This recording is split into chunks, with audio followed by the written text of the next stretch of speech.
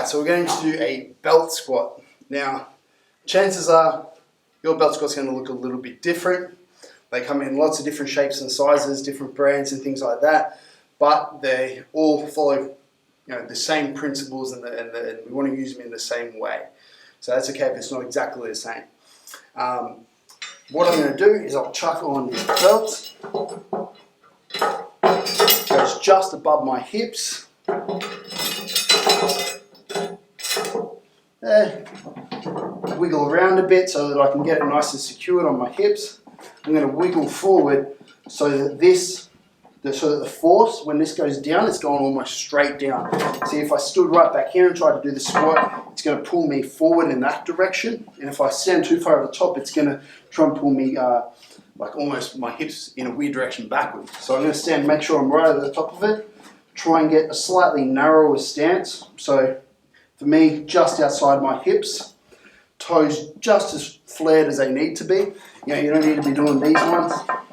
Even if that's how you stand for your competition squat, chances are, we're doing this in your off season for trying to grow your quads. So unless I say otherwise, we want a nice narrower grip, nice narrow stance, sorry. Grab onto handles if you can, if your machine has them. Up and on rack.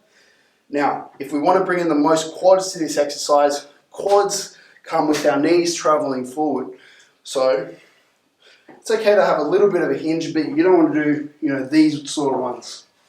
I want a lot of knee travel with minimal hip flexion.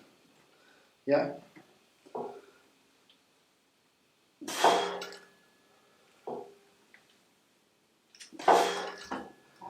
Now, you don't need to be sitting on the floor for it. Yeah, sometimes more range of motion is better, but once your knees are as far forward as they can go, here or whatever, if I just keep going down, you can see that it's just not really driving my knees any further forward. Yeah, which means I'm not really getting any more quad stretch out of it, which means I'm not going to get any more quad growth by going that extra distance. It's just going to make it harder. And in the world of hypertrophy, stimulus is what we want, not hardness or whatever.